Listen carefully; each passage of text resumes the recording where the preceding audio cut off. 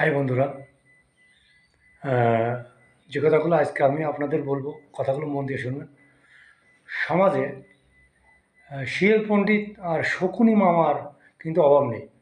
যেমন ধরেন, আহ, আপনার সংসারে অভাব বা আপনি খুব দুর্দিনে আছেন, ওই শকুনি মামা আর ওই শিয়েল পণ্ডিত মামাগুলো কিন্তু আপনার আহ, উপকারও করবে না, আপনার পাশেও থাকবে না, বরং আপনাকে দেখলে ওরা হাসাহাসি করবে।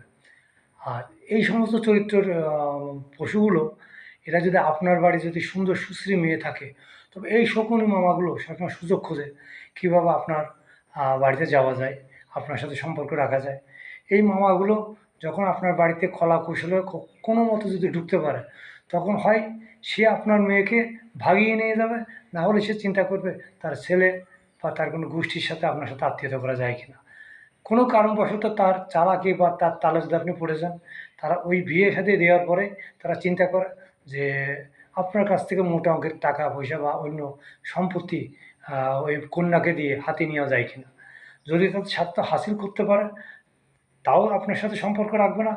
আর যদি ওই মেয়েকে তারা আহ, নিজের স্বার্থের জন্য যে আপনার বাড়ি পাঠায়, যদি দেখে যে মেয়ে কন্যাকে দিয়েও তারা স্বার্থ হাসিল করতে পারতেছে না, তখন কন্যাকে বিভিন্নভাবে নির্যাতন করে।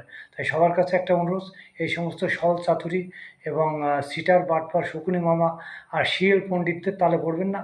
এরা সমাজের একটা ভাইরাস, সমাজের একটা কীট। এই সমস্ত কীট যেখানে থাকে তাদের কাছ থেকে সবসময় দূরে থাকবেন। আর এদের কাজ হচ্ছে আপনার কাছ থেকে স্বার্থ হাসিল করা, ছলে বলে কৌশলে কীভাবে আপনার কাছ থেকে নেবে, নেবে ছাড়া দিবে না।